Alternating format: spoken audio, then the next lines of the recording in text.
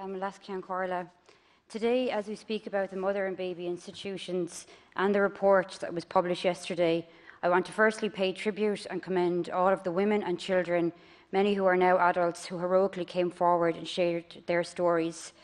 They fought with courage and determination, and they did not give up. Over the past number of years, I have had the privilege of getting to know many people who are survivors of mother and baby homes. Some women who had their babies stolen from them, and some children born into the homes who were then denied a relationship with their birth mother. Through many conversations I've had with them, one common message always rings through. Nobody within the state was willing to listen to them when they were forced into these institutions, and since then they've been failed on many occasions by this state, including this government. Real, meaningful consultation is something that survivors, their families and their representative groups have continuously sought. So today, when speaking about this, I want to say that I am cognizant that we need to allow survivors and their families the time to read the report in detail and to reflect on its contents, and then we need to ensure to listen to their voices. We also remember the many women and children that lost their lives in these institutions.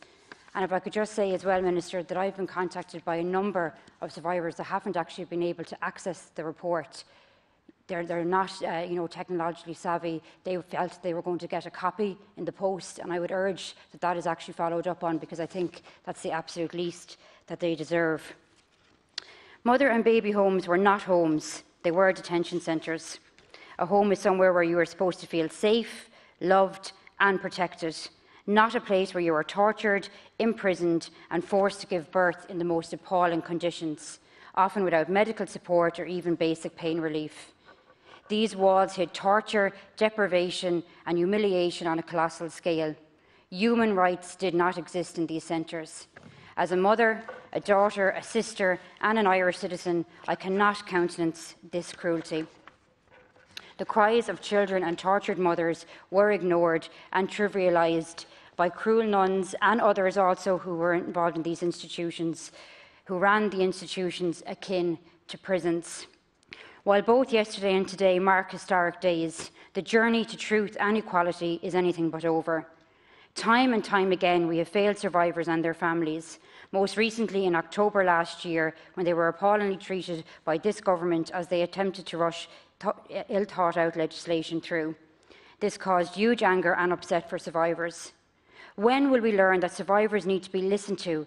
They don't need our sympathy, they need and they deserve our action. We must set out a path to genuine consultation, and the government must make good on its commitment to repair the damage done to the relationship.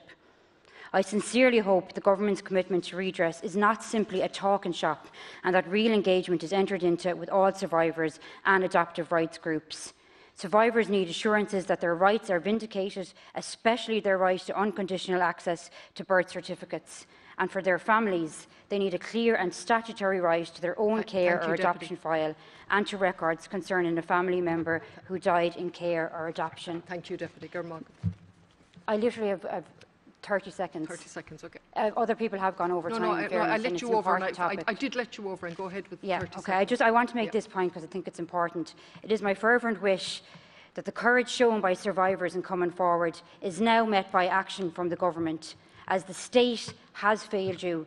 The state did not listen, the state did not care, the state turned a blind eye, and now the state must accept responsibility and come good for survivors. And please let the consultation be actually meaningful and genuine, and please ensure people get a copy of the report and their voices are then heard. Thank you.